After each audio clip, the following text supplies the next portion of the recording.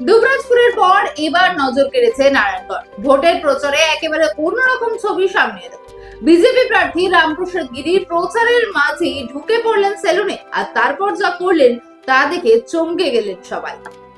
সকাল থেকেই শুরু হয়েছিল প্রচার। খুরশি কালীমাতার মন্দিরে পুজো দিয়ে দিন শুরু করেন নারায়ণগড়ের বিজেপি প্রার্থী রামপ্রসাদ গিরি। এরপর এলাকায় এলাকায় ঘুরে জনসংযোগ, কিন্তু প্রচারের মাঝেই দেখা গেল একেবারে ব্যতিক্রমী দৃশ্য। হঠাৎই একটি সেলুনের দোকানে ঢুকে পড়েন তিনি। সেখানে বসে থাকা এক খদ্দেরের দাড়ি নিজে হাতেই কামিয়ে দেন প্রার্থী।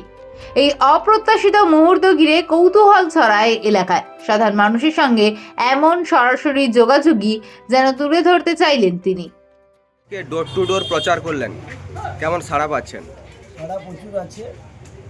এই অঞ্চলে অ্যাকচুয়ালি আমি 2021 সালে 1800 ভোটে পিছিয়েছিলাম, কিন্তু এবারে আমি এই অঞ্চল অবশ্যই জিতব।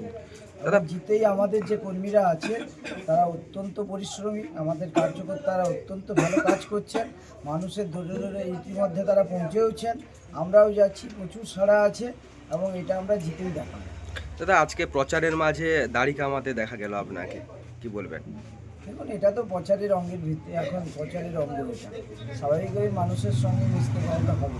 কিন্তু যেটা অভিযোগ উঠছে যে প্রার্থী জেতার পরে আর সাধারণ মানুষের কাছে আসে। আরে আমি হারার পরে 4.5-5 বছর আজকে আছি, জেতার পরে তো থাকবোই, হারার পরেই আছি। কে হারার পরে আছে বলুন?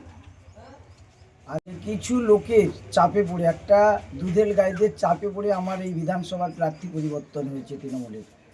স্বাভাবিকভাবে তাদের রাজত্ব যাতে এই অঞ্চলে না হয় সেজন্য আমাদের সাবধানী হতে হবে। আমি সবাইকে, জনসাধারণকে অনুরোধ করব যে আপনারা এই জিনিসটা খেয়াল করবেন যে কাদের অত্যাচারে, কাদের জন্য আপনাদের প্রার্থী ওখানে পরিবর্তন করলেন, প্রশ্ন করবেন তাদেরকে।